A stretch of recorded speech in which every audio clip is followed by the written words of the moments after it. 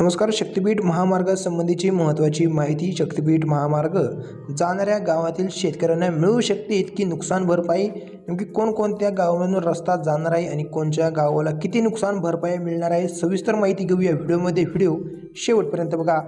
महाराष्ट्रात सध्या शक्तिपीठ एक्सप्रेस सारखे मोठे प्रकल्प वेगाने सुरू आहेत, जे विदर्भापासून ते कोकणापर्यंत पसरलेले आहेत. हे महामार्ग राज्याच्या विकासासाठी खूप महत्त्वाचे आहे, कारण हे वाहतुकीला वेग देतात आणि अर्थव्यवस्थेला चालना देतात.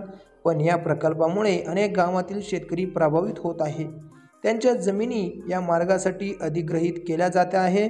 अशा शेतकऱ्यांना सरकारकडून योग्य नुकसान भरपाई मिळते, जी कधीकधी लाखोंमध्ये असते. ही भरपाई मिळण्यासाठी शेतकरी अप्लाय ऑनलाईन करू शकतात, ज्यामुळे प्रक्रिया सोपी होते. काही जण या पैशाने नवीन जमीन घेतात किंवा लोन घेऊन व्यवसाय सुरू करतात, ज्याचा EMI हा भरता येतो. या महामार्गाच्या मार्गावर येणाऱ्या गावांची यादी ही पहिली तर विदर्भ, मराठवाडा, पश्चिम महाराष्ट्र आणि कोकण अशा भागांमध्ये पसरलेली दिसते. ही यादी शेतकऱ्यांसाठी उपयुक्त आहे, कारण त्यांना आपल्या गावाची स्थिती कळते आणि नुकसान भरपाईची माहिती घेता येते. काही शेतकरी मोबाईल ॲपवरून या प्रकल्पाची अपडेट्स हे पाहत असतात, ज्यामुळे त्यांना वेळेवर माहिती मिळते. आता आपण पाहू या महामार्गामध्ये कोणकोणते गावं येत आहे आणि त्याच्यानंतर यांना किती पैसे मिळणार आहे ते पाहू.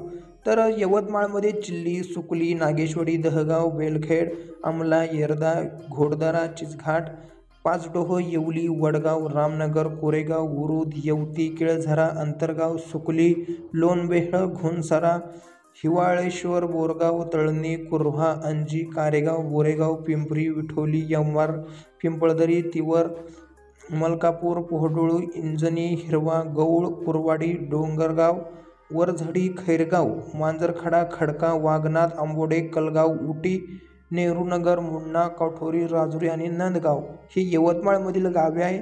तर वर्धा या ठिकाणी वांडूखोन, पोखळी, शरद, देवळी, इसापूर, काजळसरा, वाटखेडा, बाभुळगाव, खळडा, पठेगाव, चिकणी, जिंद्रस, पांडखळा, गणेशपूर, झाडगाव, तिसगाव, रोठा, धोत्रा, नेमगाव, सौदापूर, कमलापूर, बाबगाव, काश्मीरपूर, बोरी, महल, रासा, गोंधळिनी, मलकापूर, कळंब, दत्तपूर हे आहे वर्धा या जिल्ह्यातील गावे.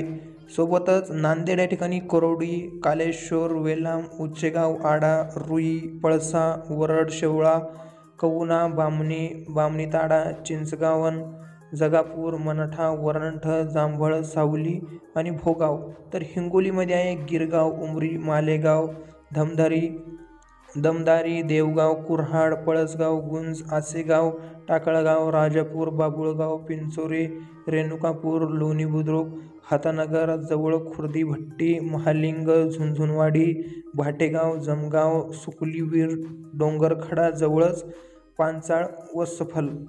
तर परभणी या ठिकाणच्या गावाची नावे आहे उखलद, भावळी, पिंपळी, शेंद्रा, टाकळगावन, लोहगाव, साजापूर, आमदा, पोखर्णी, डेठणा, एंडेवाडी, सालापूर, सुरवाडी, वाहेरवाडी, नावकी, कांतेश्वर, पिंपळगाव, बाळापूर, सदलापुरेश्वरी, डोवळी, तांडा, शीर्षबुद्रुक, कान्हेगाव, सावखेडा, शेलागाव, हटकर, नारवडी, कोंडाळा, डिघोळ, धामणी. तर बीड जिल्ह्यातील गावांची यादी खालीलप्रमाणे: वरवंटी, पिप्पळगाव, धायगुडा, गिरवडी, आपले, गिरवडी, भामणे, गीता, भारज, सायगाव, नांदगाव, इंजेगाव, कवठळी, तळेगाव, डाबी, कन्हेवारी, भोपळा.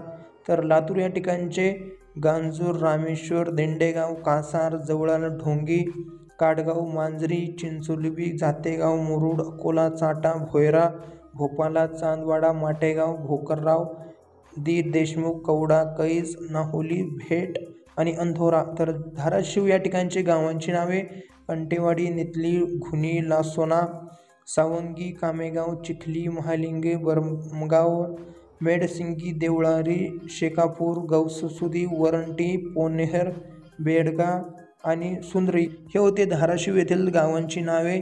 तर कोल्हापूर या ठिकाणची मधुर, अदमापूर, गावणी, वाघापूर, मडकी, बुद्रुकपूर, मडीलगे, खुनी, निपणी, दारवाडा, म्हसवे, गारगोटी, अक्रोड, पुष्पानगर, सोनारवाडी, कराडवाडी, शिळोरी, पंडखेडा, वैगूर, सोनरी, नवले, देवंडरे, कारिवडे, सांगवाडी, हलासवाडी, नेवरी, विकासवाडी, कनेरी, वडगाव, कुबुली, कोथळी, दानोली, शिरगाव, चिपरी, ताळदवाडी, हातकणंगले, तिळवजनी, साजनी, माणगाव,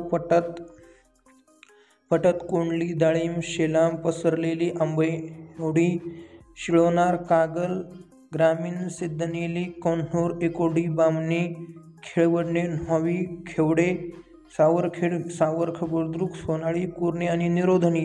तर सोलापूर जिल्ह्यातील नावे आहे घटणे, पोखरापूर,